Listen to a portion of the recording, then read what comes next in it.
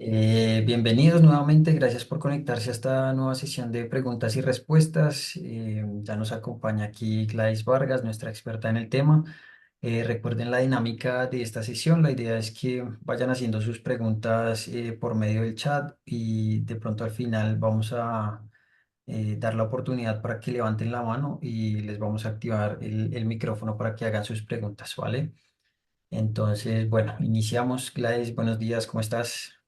Hola, muy buenos días para todos. Espero se encuentren muy bien. Aquí con esta gripa que no nos quiere abandonar, está un poco necia esta gripa que está dando en todo el país. Entonces, pero vamos, con todo el entusiasmo en la mañana de hoy, allá Bogotá como con frío, acá Valledupar fresco. Pero bueno, empezamos con las preguntas, mis queridos maestros y maestras. Si quieren, pueden empezar a escribirlas en el chat para poder empezar a contestarles esas preguntas sobre el curso, sobre lo que están trabajando y los leo. Así que bienvenidos y bienvenidas. Yo espero que ya estén entrando a la plataforma, estén revisando las lecciones en video y estén haciendo ya sus simulacros. Eso es súper importante. Así que vamos a comenzar. ¿Qué diferencia hay entre estándar y DBA? Esa pregunta, Fabián, yo te la debía de la última sesión porque se me había perdido, así que te la voy a contestar de una vez. Efectivamente hay una diferencia. El estándar, a ver, te explico, eso tiene como una explicación un poquito compleja. El estándar tiene, el estándar, o sea, la competencia, todo proviene de la competencia.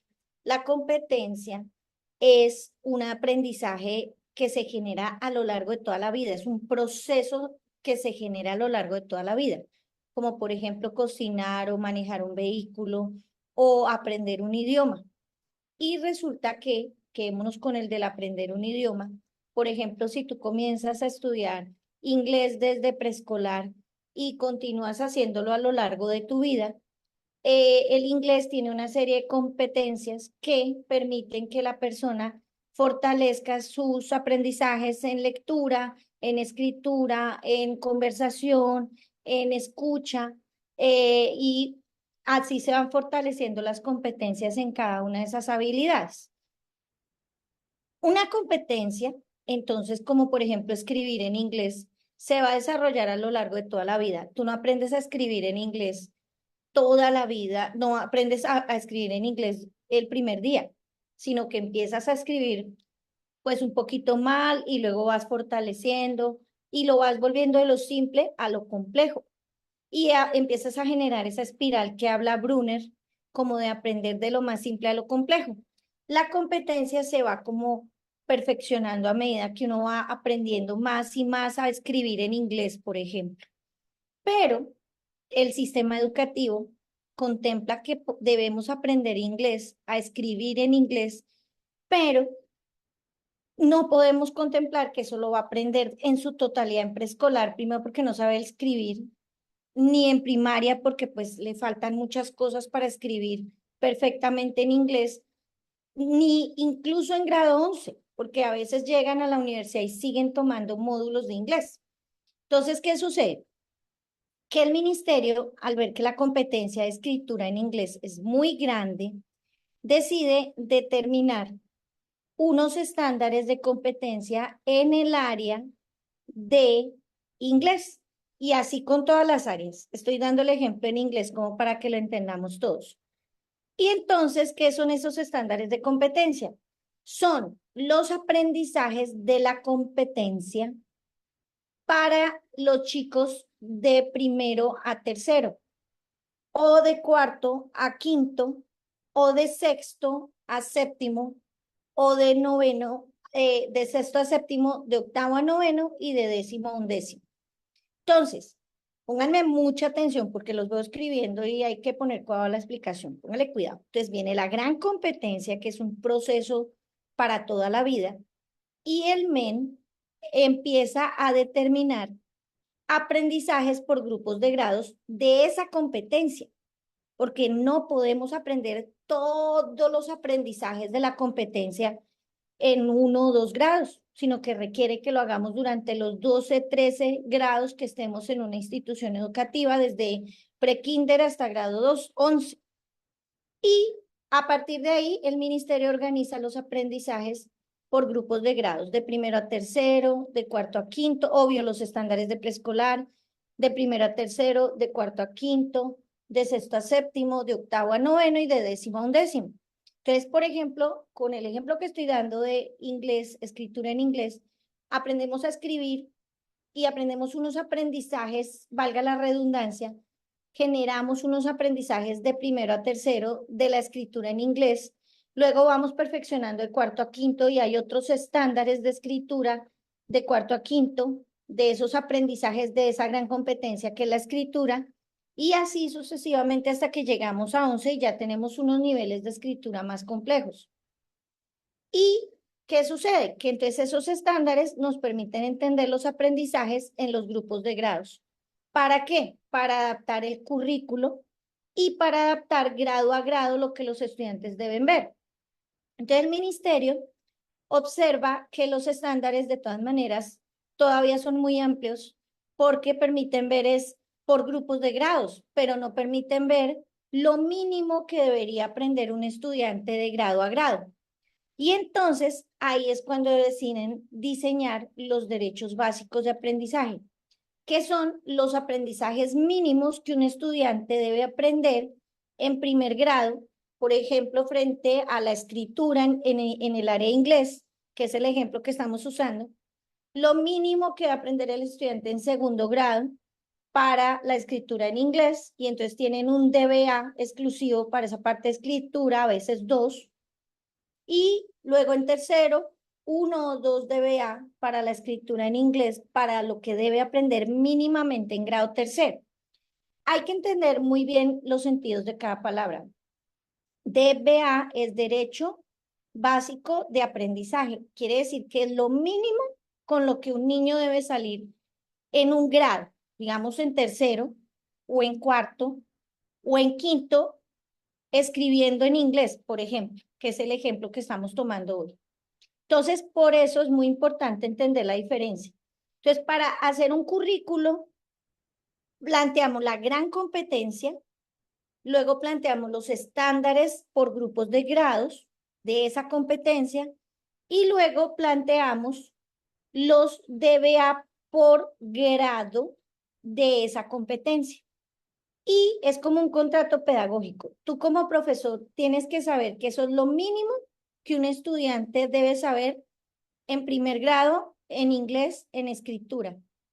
En segundo, si vas a dar en segundo, o en noveno, si vas a dar en noveno inglés, sabes que hay unos DBA relacionados con la escritura que provienen de unos estándares del grupo de grados de octavo a noveno, pero que todo eso proviene de la gran competencia de escritura en inglés.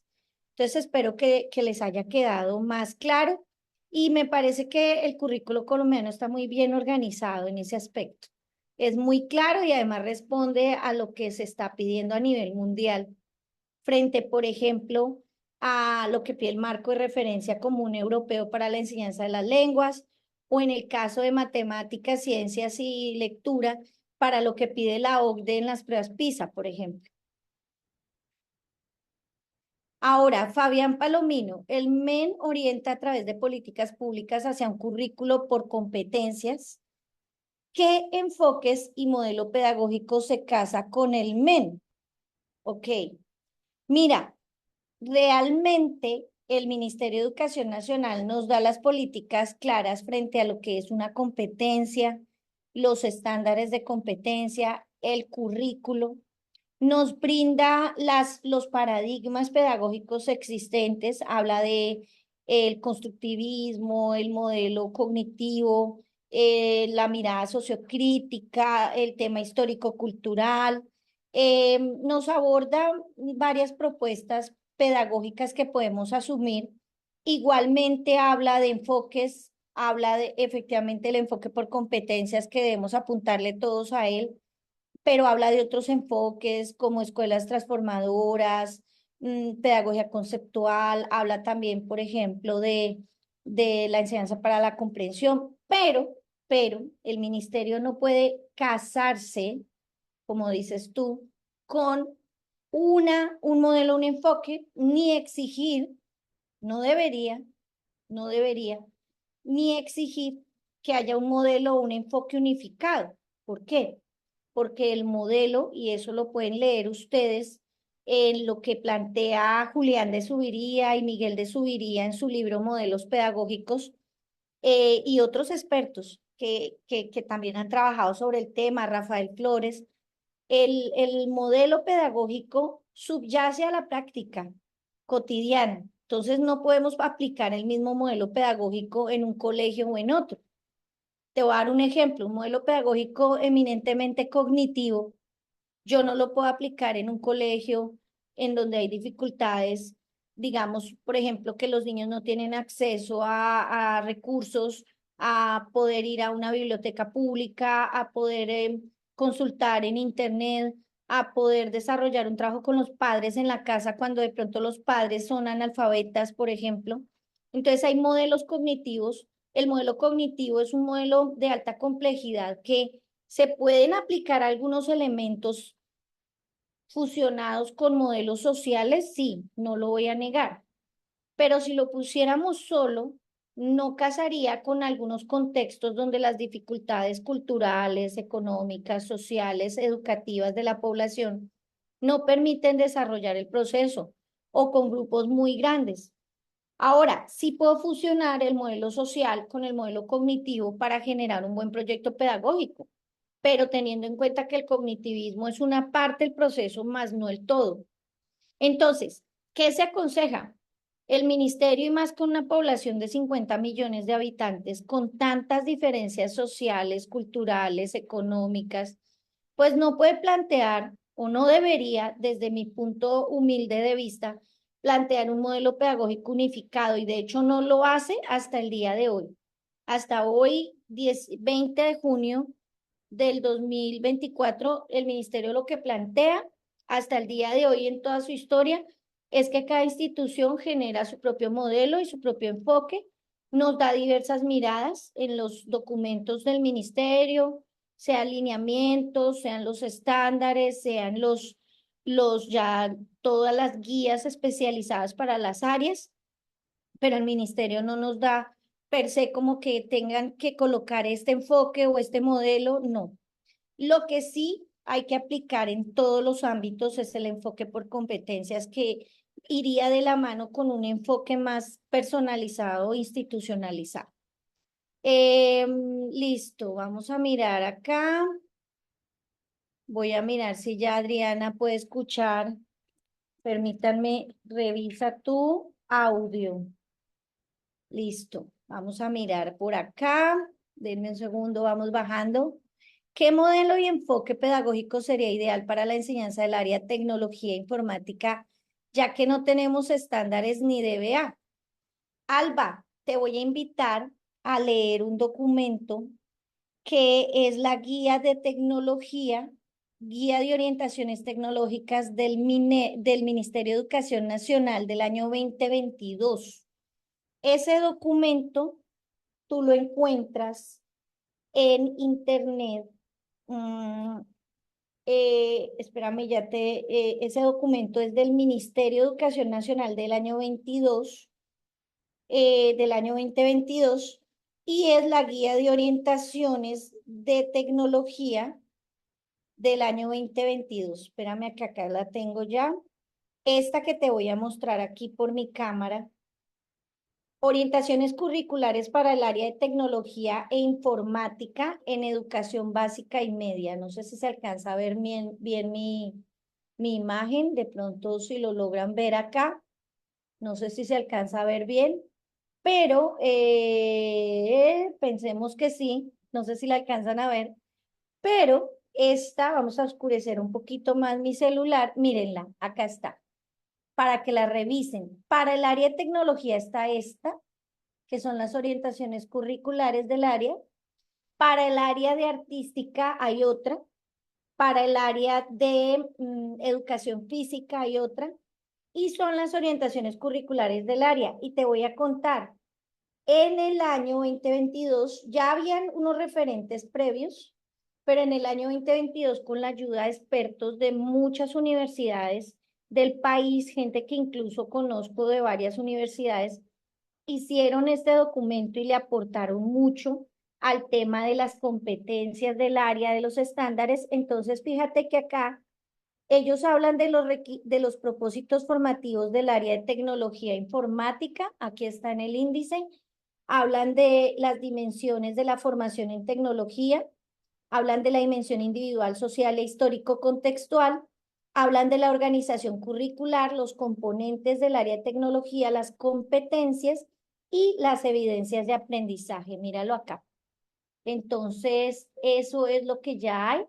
Entonces, es muy importante que en tu institución, Alba, tú como líder del área puedas leer y trabajar, acá están los enfoques y las perspectivas del área, y puedas reestructurar esa malla curricular y todo el proyecto del área de tecnología con base en este increíble documento que además está buenísimo y es el que está vigente, es un documento de 138 páginas y en la parte final, no, en la mitad, te da los cuadros de las competencias. Mira, por ejemplo, acá está el componente, las competencias y las evidencias.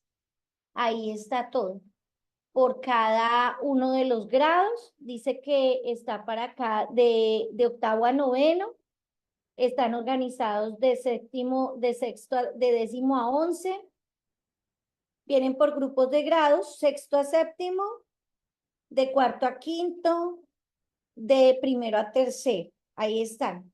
Entonces, para que lo tengas. Y además te da recomendaciones para hacerlo incluso en preescolar, primaria y secundaria y media. Así que ahí está la información, Albaluz. Yo espero que todos los profes que son de las áreas de tecnología, de artística, de educación física, de filosofía y de religión lean las guías del ministerio que han elaborado. El área de religión ha elaborado las de la conferencia episcopal, mientras en tanto se trabaja un currículo de acuerdo con lo que busca el ministerio ahorita, que es como ampliar el tema del área de religión, que pues eso está como en proceso. Acuérdense que estamos en proceso, que eso es una pregunta que me hicieron ayer. Profe, como estamos con tanto cambio con el nuevo gobierno y con todo lo que se está estructurando, ¿qué hacemos? Pues mientras no haya una ley que diga esto cambió, o un decreto o una resolución, pues lo que está vigente y lo que les tiene que evaluar a ustedes el ministerio es lo que está vigente. Entonces, por ejemplo, esto es del anterior gobierno, esto, estas orientaciones, pero las que están valiendo ahorita son esas. Entre tanto no hagan unas nuevas, pues no hay que aplicar nada que no se haya aprobado. Entonces, eso es muy importante que lo tengan en cuenta. Entonces, creo que ahí te quedó clara la guía, mi querida Albaluz. La buscas en Google y ahí la vas a encontrar. Javid dice, sí, exacto, Javid. En los estándares básicos de competencias se establecen los techos, pues los techos no, porque cuando hablamos de competencias, tú das unos márgenes de gabela de lo que podría aprender el estudiante, pero no hay unos indicadores, por eso ese tema de los indicadores se va, como qué debería aprender, hasta qué punto, pero sí nos da una idea de lo que en ese grupo de grados deberían aprender los estudiantes eh, y pues está desarrollándose por esa parte eh, y provienen de las competencias, por eso se llaman estándares de competencia. Los DBA determinan las competencias y básicas o mínimas de cada grado. No, acuérdate, yo de pronto ahorita devuelves la grabación, Javid, ya había explicado el orden, que va grande, grande, la gran cortina, la competencia, que es el proceso de toda la vida. De allí se desprenden los estándares de esa competencia por grupos de grados y de ahí los más pequeñitos son los DBA, que son los mínimos aprendizajes de cada grado.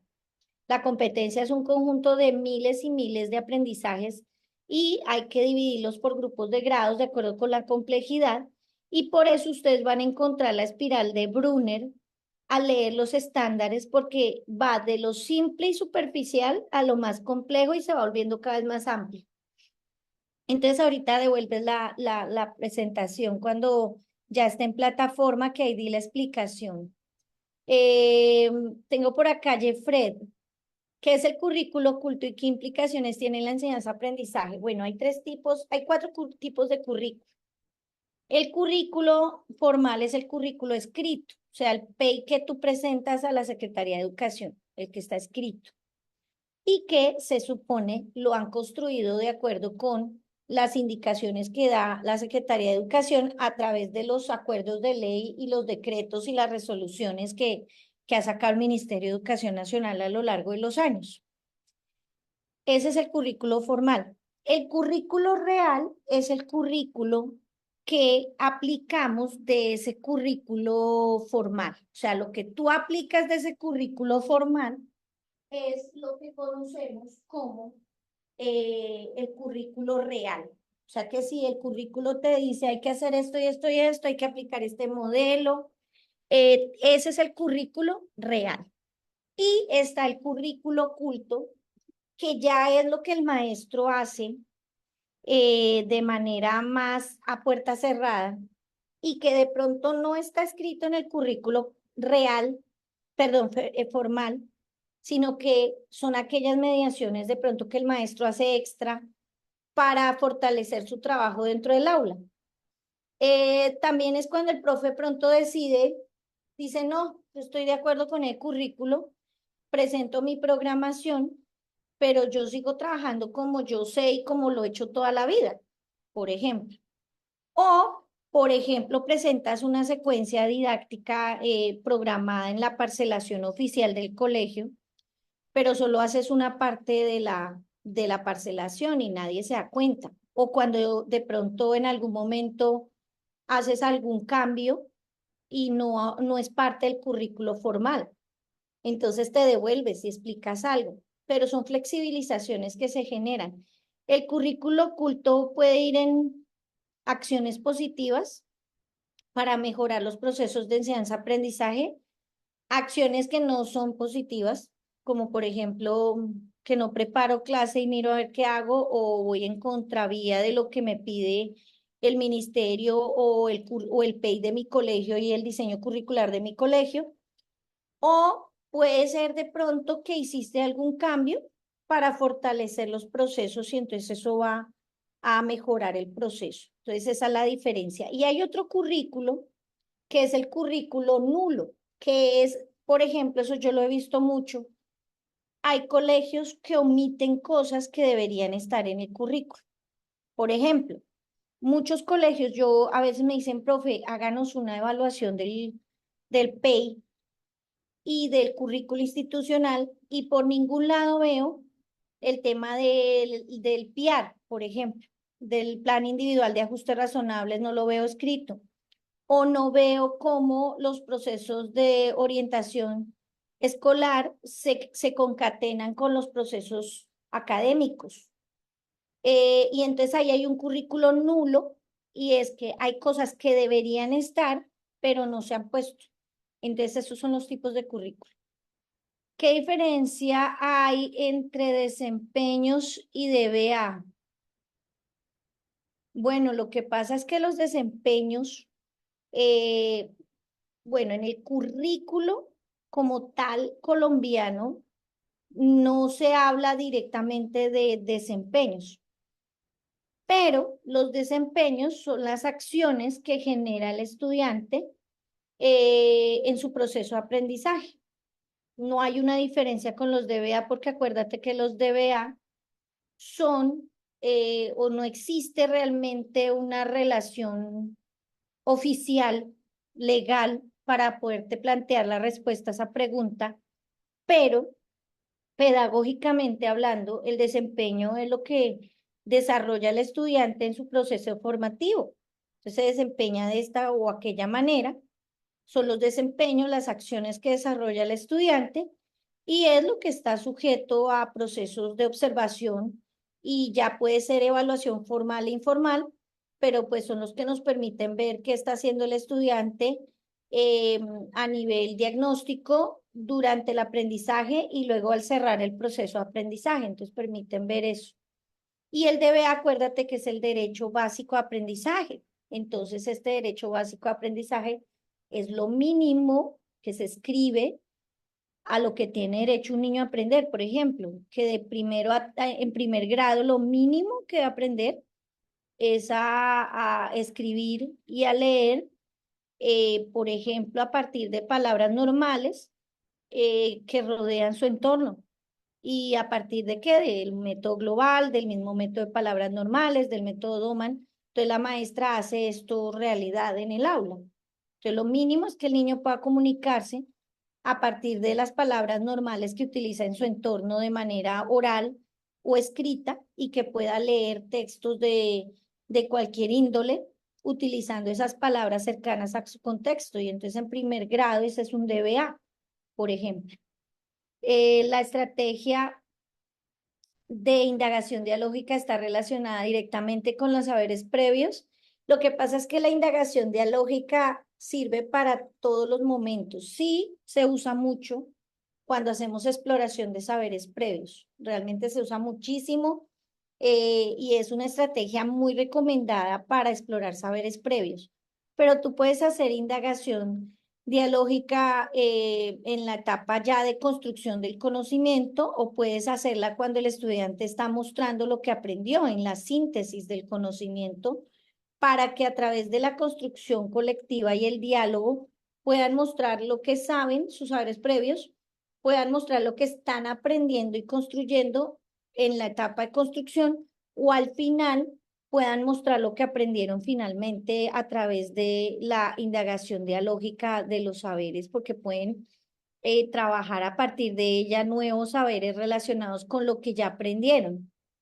Bueno, dice Javid de Jesús, el gran problema es que el espíritu mismo de un enfoque por competencia contrasta con el anquilosamiento de nuestra escuela tradicional, precariedad de herramientas de todo tipo y sobre todo la esquiva pertinencia sociocultural. Bueno, sí, esas son miradas, ¿no? Eso es muy importante tenerlo en cuenta que todos tenemos nuestras miradas muy valiosas y realmente sí, a veces uno ve que la educación pretende hacer algo, se busca que haya metodologías emergentes, metodologías, eso lo he dicho incluso ahorita en una conferencia, ayer estuve dando una conferencia aquí en la ciudad de Valledupar y hace 15 días en Santo Domingo, en República Dominicana, hablaba exactamente de lo mismo. Estamos generando unas metodologías que no conservan ni lo bueno de lo tradicional, ni traen lo bueno de las metodologías disruptivas, activas, emergentes, y entonces está llevando al aula las prácticas tradicionales que siguen generando un transmisionismo, una repetición, una memorización que no está llevando a que el niño aprenda. Entonces uno como investigador educativo lo ve mucho en las aulas, yo lo veo mucho con todas las escuelas con las que trabajo y los colegios, que el maestro sigue con prácticas demasiado repetitivas, transmisionistas, una educación bancaria que no le pide al estudiante que piense, que argumente, que reflexione, pero de lo tradicional tampoco se está fomentando esa formación de hábitos, el respeto, el orden, la estructura. Por ejemplo, últimamente estoy analizando el tema de los cuadernos y uno ve los cuadernos de los muchachos en un desorden, en una falta de estructura, entonces queda uno pensando, no estamos usando ni lo bueno de lo tradicional, ni estamos realmente implementando las metodologías que están emergiendo y que nos pueden ayudar a fortalecer la enseñanza activa y el aprendizaje activo en las aulas. Entonces, pues bueno, este sería un tema de todo el día, pero comparto contigo en que sí se oponen a veces, pero lo que sí les pido, mis profes, es que uno no siga, o sea, que no deje, perdón, de dar la pelea y de poner su granito de arena. Yo siempre lo he dicho. Por ejemplo, aquí tengo 63 profes, que ya los saludo a todos, qué lindo tenerlos acá en esta hora de la mañana, pero ustedes 63 pueden cambiar al mundo, porque no es solamente el tema del ascenso y la reubicación salarial, que me parece chéverísimo, porque es un bienestar para ustedes, para su familia, y yo sueño con que ustedes, los 63 que están acá, puedan tener su ascenso, su reubicación salarial, porque de verdad que el trabajo que hacemos los maestros es muy esforzado y muy sacrificado. Y de la mano de eso, también sueño con que cada niño que entre a un aula, sobre todo nuestros niños y niñas que están en vulnerabilidad, en unas situaciones precarias, difíciles, sin oportunidades, cuando salgan de cada clase, hayan aprendido algo que les permita mejorar sus condiciones de vida. Entonces, eso es como que usted se ponga un granito de arena cada vez que entra a una clase, ya está haciendo patria y ya está haciendo un proceso de aporte a la sociedad y sobre todo a los niños, que en últimas para eso estudiamos. Esa fue nuestra vocación a la que fuimos llamados y pues para eso estamos. Entonces, bueno, muy chévere esa apreciación, Javid, porque sí, yo también lo he notado. La crítica y aportaciones de la pedagogía conceptual y dialógica. Bueno, Javid, la pedagogía conceptual es muy buena. A mí me gusta mucho ese trabajo, ese enfoque lo hicieron Miguel y Julián de Subiría, lo empezaron a aplicar en el Instituto Merani con buenos resultados. Luego lo intentaron aplicar en Bogotá, en las instituciones públicas. En muchas ha dado buenos resultados. Hay instituciones que todavía están dando, por ejemplo, los lectores competentes, están trabajando con el tema de los mentefactos, están trabajando incluso los pasos de la clase.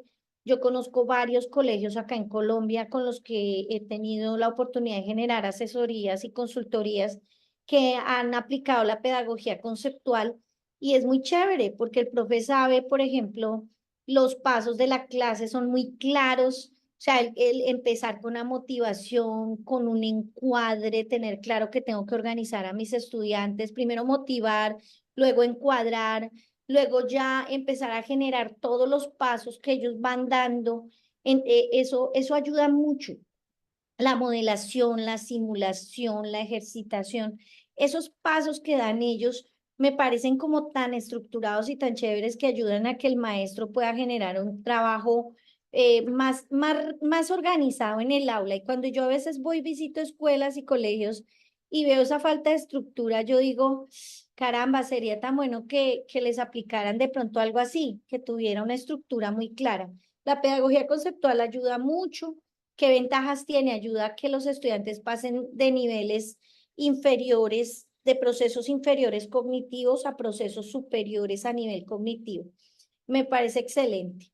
Ya cuando hablamos de pedagogía dialógica, obviamente se genera un pensamiento crítico, una capacidad de argumentación, una capacidad de proponer nuevas cosas, pero a partir de un diálogo, de un intercambio de saberes con el otro, va muy de la mano con las aportaciones del aprender del adulto y de los compañeros, esa mirada histórico-cultural. Entonces, para mí son miradas pedagógicas muy interesantes que pueden servirle a cualquier maestro en el aula y que deberíamos tener todos los elementos.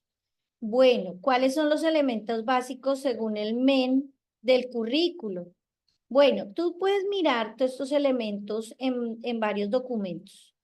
En la ley 115 vas a encontrar los objetivos de la educación, los propósitos de la educación, los objetivos por niveles y vas a encontrar allí los primeros elementos que va dando la ley en la 115, va dando elementos importantes como las orientaciones curriculares y a partir de allí se empiezan a generar ya oficialmente aportes desde los lineamientos curriculares, aunque eso se venían trabajando desde antes, desde la década de los 80, y lo que conocemos a nivel Colombia y que son claros y conocidos por todos y que todos deberíamos leer, pues son los lineamientos curriculares que muchos maestros dicen que están ya fuera de tiempo, pero no obstante a eso, hay unos elementos muy valiosos en esos lineamientos curriculares que son atemporales y que todo maestro debería entender.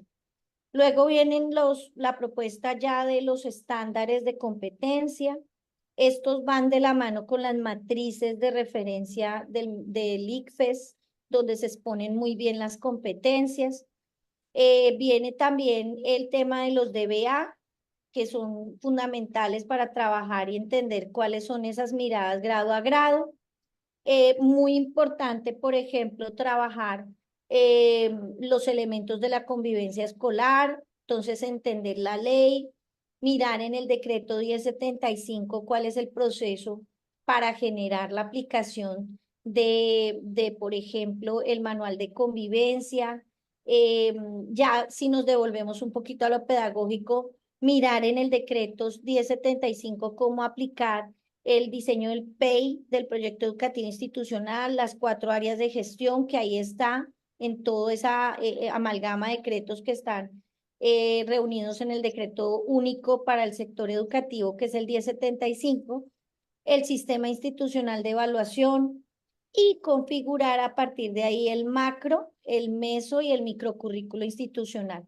Acuérdate que el macro compone todas estas normativas públicas. Otros elementos importantes según el MEN, está allí la ley de inclusión, que también es muy importante trabajarla. Están la ley 1411 del 2022, que es la ley que trabaja toda la primera infancia en Colombia. Allí hablan de los 3 ejes articuladores, hablan de las tareas, las actividades rectoras, entonces el juego, el arte, el medio ambiente y la literatura, famoso jale que le llaman las profes de preescolar, entre otros elementos importantes. Entonces, esos son como los elementos básicos que debería saber un profesor. Ya hay más cosas que puedes ir profundizando, pero eso es lo básico que debería desarrollar un profesor en su proceso formativo. Permítanme un segundito, por favor, que tengo que revisar aquí algo. Ya, ya, espérenme que es que estaba haciendo acá algo muy importante. Me voy se podría decir entonces que todos los estándares IDBA a nivel nacional son los que forman el DUA, no SUSI. Lo que pasa es que los estándares son el currículo nacional, indican lo que un estudiante debe aprender en cada grupo de grados y sus aprendizajes en cada grupo de grados. Yo ya expliqué al comienzo de la charla qué son los estándares. Entonces, si quieres, te devuelves para mirar, eh, qué es un estándar y un DBA. Ahora, ¿qué es el DUA?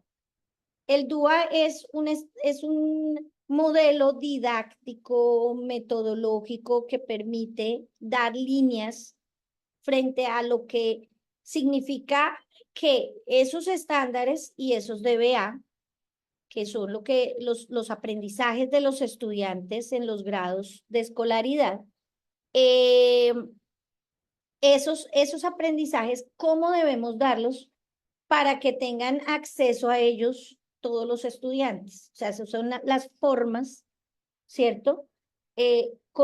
Didácticas y metodológicas accesibles a las que todos los estudiantes pueden tener acceso y que permiten que aprendan bien y que aprendan todos, aún teniendo barreras de aprendizaje, teniendo dificultades para leer, para escribir, para seguir instrucciones o incluso discapacidades, síndromes, trastornos. El DUA es el diseño universal de aprendizaje y permite que el estudiante pueda generar un proceso mucho más inclusivo dentro del aula, no importando si es un niño con o sin discapacidad, con o sin barreras fuertes de aprendizaje. Todos tenemos barreras para aprender en alguna forma. Y entonces el DUA lo que hace es que permite que el maestro se dé cuenta que debe diseñar estrategias metodológicas variadas para darle acceso a todos de acuerdo con sus capacidades y sus necesidades especiales de aprendizaje. Ahora bien, en el caso te recomiendo, te recomiendo, Susi, que te devuelvas al comienzo del video cuando lo colguemos ahorita y ahí te explico qué es una competencia, un estándar y un DBA. Sí, Javi, sí hay estándares de tecnología en la guía que les mostré de orientaciones. Creo que tú le estás diciendo a la profe que sí los hay. Ahí están, en la guía de orientaciones de tecnología. Olga Lucía dice que no hay audio, eso fue hace muchos minutos, pero le voy a decir que revise el audio para que ella pueda de pronto mirar el tema. Voy a seguir bajando. Por favor, me aclaras los siguientes conceptos: plan de ayuda, proyecto de aula, ¿qué? Plan de aula, proyecto de aula, plan curricular, malla curricular y o currículo. Bien, Orlando, buena pregunta. Mira, la malla curricular es el conjunto de competencias, estándares y DBAs junto con los contenidos conceptuales, procedimentales y actitudinales que recogen todo lo que debería aprender un estudiante desde que entra al colegio hasta que sale, es lo que llamamos el famoso plan de estudios. Y esa malla recoge los elementos de los elementos curriculares, por ejemplo, las competencias, los estándares, los contenidos conceptuales, procedimentales, actitudinales, las evidencias de aprendizaje que debería tener claros el maestro para cuando vaya a configurar las unidades didácticas periodo a periodo y pueda organizar qué va a dar durante ese periodo y cómo va a organizar una a una las clases. Entonces, la malla curricular es eso. Ahora, el plan de aula es ya en muchas instituciones, porque es que hay variedad de nombres, pero el plan de aula es lo que ya el profe va a hacer en sus clases desde que comienza la clase hasta que termina, y ahí van clase a clase ya especificados lo que hace. En otros lados le llaman planificador, planeador de clases, pero generalmente es eso el plan de aula. Y el proyecto de aula es cuando decides, por ejemplo, trabajar un proyecto de inmersión a la comunidad con los estudiantes, o cuando decides aplicar el ABP, entonces generas aprendizaje basado en proyectos y generas un proyecto de aula, y ese proyecto de aula normalmente incluye las áreas que si estás en primaria tú estás dando. Entonces tú puedes incluir en un gran proyecto de aula, por ejemplo, sobre los ecosistemas en el humedal Juan Amarillo, en Bogotá, por ejemplo, o los ecosistemas del río Magdalena. Pueden los chicos aprender a partir de ahí ciencias sociales, matemáticas, religión, ética, tecnología. Y entonces el maestro puede recoger todos los saberes y trabajar él junto con los colegas que están en su grado, o si es el que da todas las materias, pues puede trabajar todos alrededor de un tópico generador que serían los ecosistemas. Entonces eso es lo que llamamos proyecto de aula. Entonces ese tipo de procesos, y es una estrategia metodológica muy buena que ayuda mucho a los maestros. No, Javid, no es la guía 30, no es la guía 30, no les envíes esa información, no es esa. Es la guía 30 es la anterior, la anterior. Eh, Denme y les mando la guía nueva, porque no quiero que se me vayan a confundir porque cambian los procesos. Permítanme y yo envío esto al chat y se las voy a reenviar a ustedes para que la tengan, porque no quiero que tengan el material antiguo. Permítanme un segundo. Ojo, ustedes tienen que buscar las guías que están vigentes. No vayan a enviar las guías, denme, ya les mando al chat el, el, el link donde está esto, que es de Colombia Aprende. Denme un segundo y se los mando aquí al chat. Esta es la guía que está vigente. Esta es la guía de tecnología, orientaciones curriculares de tecnología. Acabé de enviárselas. Por favor, eh, ahí la encuentras, Diana Leli, la de tecnología. Es esta, es la del año 2022. Por favor, tengan en cuenta las de última publicación, porque si no se me confunden con los estándares y con lo que está pidiendo la guía. Vamos a contestar las últimas preguntas que estamos viendo por acá en el chat. Venga, y vuelvo a bajar. Eh, Ahora bien, la prueba, por aquí está diciendo el profe que está súper juicioso, que si estas las preguntan en la prueba. No, realmente no. No hacen una pregunta específica que van a decir cuáles son las competencias tales, pero sí les pueden poner casos en donde hablen de esas competencias. O sea, la prueba es de casos. Entonces, les pueden tomar un caso de aplicación, por ejemplo, la guía de tecnología, basándose en los aspectos clave de una guía, pero no les pueden preguntar una cosa muy específica porque los cuadernillos no son por área, son por nivel, me explico, y por ciclo. Entonces, por ejemplo, a las profes de preescolar les van a dar una cartilla para ellas. A las profes de primaria les van a dar una cartilla. A las y profes de secundaria les van a dar otra. Y a los de media otra. ¿Qué pasa? Sigamos, yo soy de secundaria español y me preguntan algo muy específico de tecnología, pues me van a quemar ahí en la pregunta, me voy a rajar.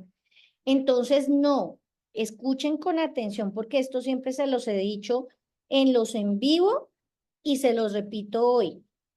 Anótenlo ahí grande. La prueba no te va a evaluar si sabes de tu área, no te evalúa lo disciplinar. Por tanto, no te vas a encontrar preguntas específicas de tecnología, de química, ni de esas guías, pero sí te van a pedir que conozcas los componentes del currículo nacional, que eran los básicos que me preguntaba ahorita el profe Fabio o el profe Javid, no me acuerdo cuál de los dos, que cuáles eran los básicos.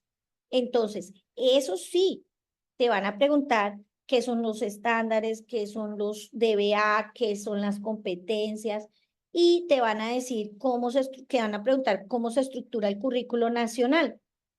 Pero ustedes tienen que hacer el ejercicio de leer estos documentos y no se me preocupen por lo disciplinar. Lo que sí les quiero pedir es que ya al margen de la prueba, un profesor de tecnología, por ejemplo, debería conocer la guía, la última guía de tecnología, porque ahí está todo. Y entonces su merced, ¿cómo califica? ¿Cómo está la malla de su colegio si no está al día con lo último que pide el ministerio? Entonces, esto va más allá de la prueba, o sea, uno dice, ¿cómo así? ¿Están trabajando con qué? Entonces, es importante que también este concurso les sirva para darle ideas al director del colegio y decirle, oiga, tenemos que resignificar el PEI. Bueno, voy a seguir contestando acá preguntas. Mis profes, permítanme un segundito, ya vamos terminando la sesión de hoy. Habíamos dicho que contestábamos mensajes. Entonces estoy en ese proceso de contestar mensajes del chat. Si alcanzo, les doy la palabra. Victoria dice, ayer compré el curso, tengo una pregunta, ¿puedo ver los videos las veces que quiera? Bueno, yo les voy a contar aprovechando que Victoria está acá y que probablemente son varios los nuevos que están acá en el curso. Hay unas sesiones que son de soporte técnico. Allí los chicos que están son un equipo súper chévere y son súper expertos en todo el tema de soporte técnico. Entonces tenemos una sesión especial para este tipo de preguntas. Que tengo un problema con el correo, que cuántas veces puedo ver los videos. Sin embargo, ahorita te contesto la pregunta, pero es bueno ya que me preguntaste que si tienen preguntas técnicas de soporte de plataforma, si no les entra alguna información, si les bloquea algo que no pasa, porque esto es como un Netflix, la plataforma es como un Netflix, esas reuniones de soporte las tienen ellos para ayudarles a los que tienen problemas para acceder a la plataforma. Entonces, yo no contesto aquí preguntas técnicas de soporte. Contesto solamente preguntas académicas porque si no se nos va la hora en preguntas de soporte. Y sí, efectivamente, pueden ver los videos las veces que quieran, es como un Netflix y pueden hacer los simulacros las veces que quieran, los pueden repetir 10.000 veces si quieren y tienen todo el tiempo porque estamos a 61 días para la prueba Así que aprovechenlos porque ustedes van a marcar esa diferencia de prepararse muy bien.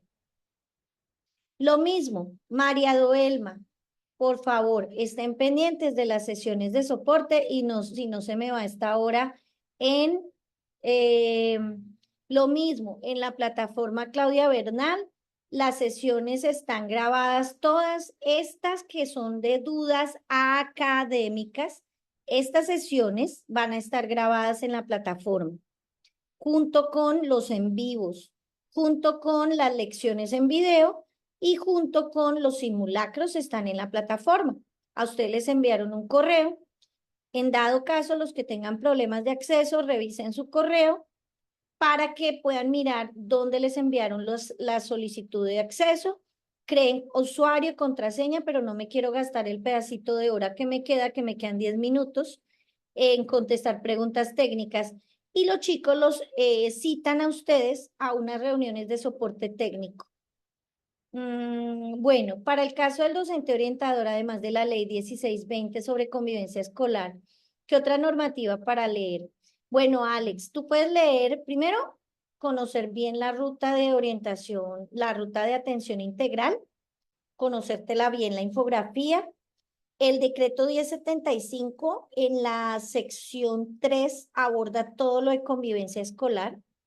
Léete el decreto 1075 y busca, allí hay de todo, pero hay la sección 3 que es la parte de convivencia escolar.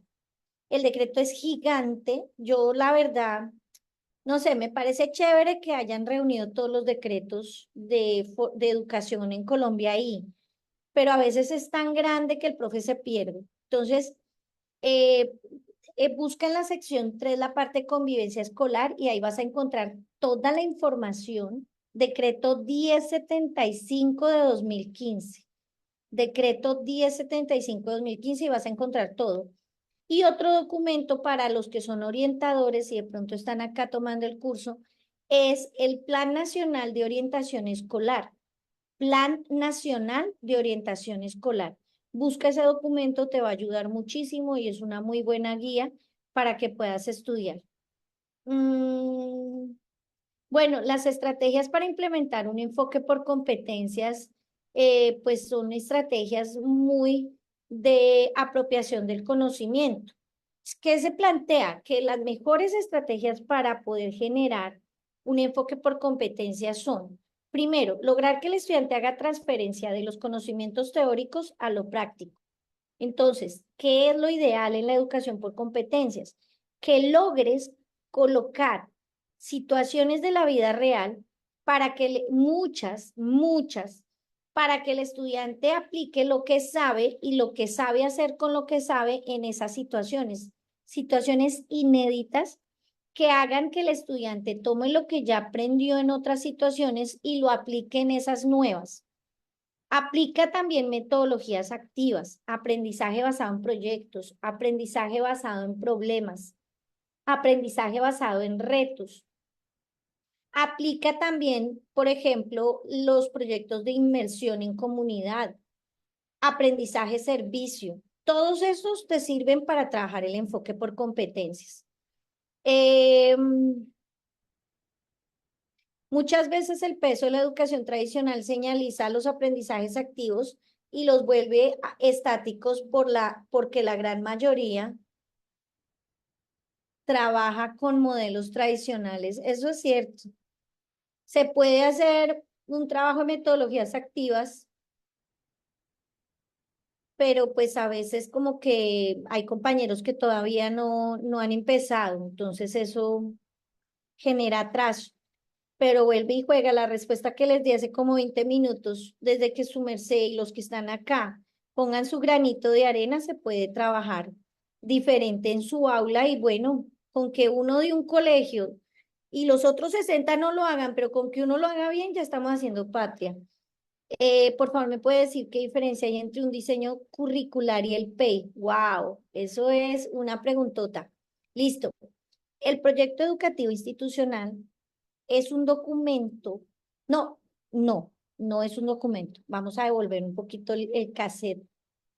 El proyecto educativo institucional, como su nombre lo indica, es el gran proyecto de la institución. sea, toda institución es un proyecto, como cuando tú vas a hacer una empresa.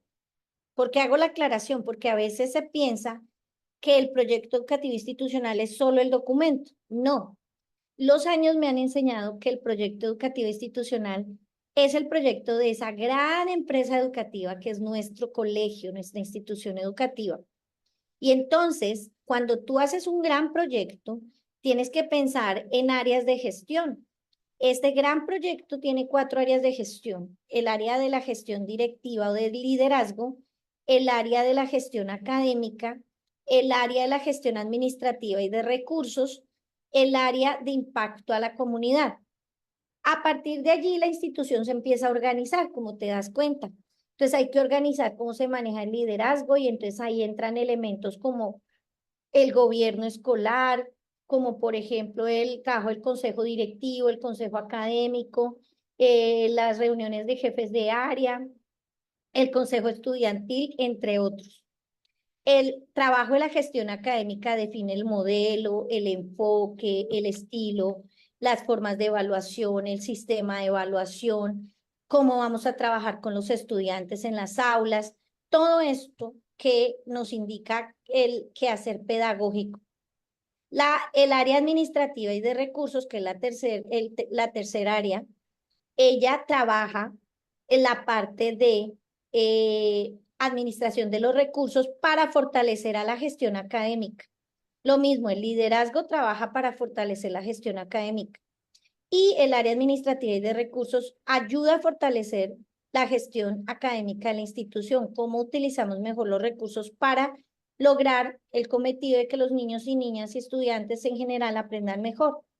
Y la gestión de impacto a la comunidad es muy importante porque la institución educativa no está en digo yo, en una cápsula allá metida que no tenga nadie acceso, sino que sea una cosa ahí cerrada que ni siquiera saben en qué barrio están ni cuál es la comunidad circundante, sino que se debe generar un impacto a esa comunidad y trabajar en conexión con otras instituciones educativas y con el sector social, productivo de ese territorio y de ese entorno. Entonces, fíjate lo importante de ese gran proyecto. Y todo eso se escribe en ese gran proyecto educativo institucional se escribe en un documento que es el documento del proyecto educativo institucional. ¿Y qué relación tiene con el diseño curricular? Bueno, yo te voy a dar la respuesta desde la mirada de Ralph Tyler, que es el padre de la evaluación, que es el primero que habló del currículo como el quehacer de toda una institución. Entonces, el currículo te dice que debes entender el contexto para plantear las formas en que los estudiantes aprenden, lo que aprenden, cómo lo aprenden, cómo usamos los recursos para que aprendan, cómo manejamos el liderazgo para aprender. Y entonces el diseño curricular es como esa matrix de la institución educativa que va a dar línea a las 4 áreas de gestión. Se cree que el diseño curricular solo es de la gestión académica, pero no. El diseño del currículo es todo, porque el currículo es la esencia de una institución educativa. Ese es el currículo. Entonces, el diseño curricular lo es todo. Es el diseño de los procesos de liderazgo, de los procesos académicos, de los procesos administrativos, de los procesos de comunidad y cómo involucramos allí todo esto con el único fin de que los estudiantes se formen integralmente, los maestros se desarrollen como buenos profesionales y personas y con el objetivo de que la comunidad crezca y se transforme. Ese es el currículo. Entonces, es muy importante mirarlo. Te recomiendo, Alexi, que leas a Ralph Tyler y la definición de currículo, que es muy importante. Vamos cerrando la mañana de hoy, mis queridos, con estas últimas preguntas. Dice, ay, Dios mío. Bueno, Victoria, yo te contesté ya, pero te vuelvo a contestar. No sé si estabas de pronto desconectada, pero te voy a volver a contestar rápidamente. Los videos los puedes ver las veces que quieras y esta sí es nueva esta pregunta. La retroalimentación. Eh, La retroalimentación de los simulacros la encuentras en cada uno de los simulacros. Bueno, los elementos relevantes sobre la pedagogía crítica. Muy buena esa pregunta. Los elementos fundamentales sobre la pedagogía crítica son, en principio, los procesos dialógicos. En segundo lugar, la contextualización de los actores en el territorio, que eso es fundamental. Lo tercero, determinar los aspectos base de los procesos argumentativos en los modelos de formación de los estudiantes. Determinar con base en eso las mediaciones dialógicas que van a generar procesos de formación crítica basada en consensos, en argumentaciones válidas, en fundamentos sólidos, y a partir de allí empezar a determinar estrategias como el debate, los seminarios, la escritura de textos argumentativos que permitan que los estudiantes se vayan formulando maneras de expresar lo que ellos sienten, piensan de las situaciones que están viviendo en la cotidianidad. Entonces, la pedagogía crítica es valiosísima porque permite que el estudiante crezca con la capacidad de formular quién es, de dónde viene, para dónde va y qué aporte puede hacer a la sociedad. Eso es súper importante. La guía de orientación de Ana Leslie de tecnología la encuentras debajo de tu mensaje. Y voy contestando las últimas. La reflexión sobre la práctica docente. Bueno, esa es una de las competencias que evalúa la prueba, y aquí es muy importante que ustedes tengan en cuenta, por ejemplo, la planeación de clases, el desarrollo de la participación del docente en el proyecto educativo institucional, la praxis, porque se liga con el otro componente que es la praxis pedagógica, es decir, la reflexión sobre la acción, los elementos que hacen que el maestro desarrolle su proyecto personal y profesional, y sobre todo las implicaciones de su trabajo en los procesos de aprendizaje de los estudiantes. Eso es lo que les evalúa ese componente. Metacognitivo, va más allá de la cognición. Ese es el significado de ese elemento. ¿Qué quiere decir? Esto lo plantea Robert Marzano cuando nos habla de su taxonomía, y uno de los sistemas es el sistema metacognitivo. Hay sistema cognitivo, hay sistema cognitivo, hay sistema metacognitivo y hay sistema de conciencia del ser. El sistema cognitivo hace énfasis en que el estudiante sea consciente de sus metas de aprendizaje, qué quiere aprender, del proceso que hace para poder aprender y llegar a alcanzar esas metas, de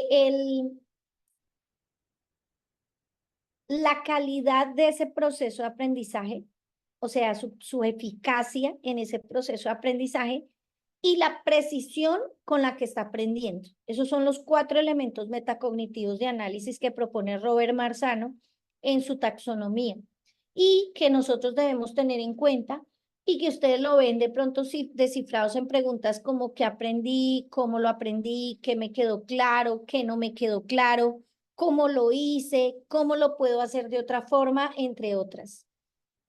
Bueno, primero les sugiero que vean los videos, todos, y que vean en orden del módulo 1, luego hagan el simulacro 1, el módulo 2, simulacro 2, módulo 3, simulacro 3, y así te va a ir mejor, Victoria. Te va a ir mucho mejor para que lo puedas ir mejorando. Y el último, que es el módulo 7, que es el de casos, ya con ese cierran y les va a ir mucho mejor. Las sesiones las encuentran en el módulo 9, que es el de preguntas y respuestas. Bueno, el tema del chat, eso lo tienes que consultar con soporte. Jonathan ya te va a mandar ya te mandó el tutorial para hacerlo.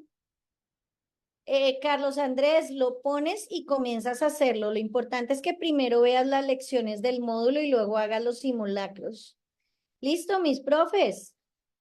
Chévere. Ay, tan bellos. Muchas gracias. No, a mí me gusta mucho explicarles como con términos sencillos porque esa es la idea. Esa es la idea y realmente yo espero que de verdad puedan aprovechar al máximo. Miren los casos que están en los simulacros. Me parece una buena sesión, me parece muy chévere que ustedes estén estudiando tan juiciosos. Aprovechen estos días que están pues en este tema de movilizaciones y todo esto.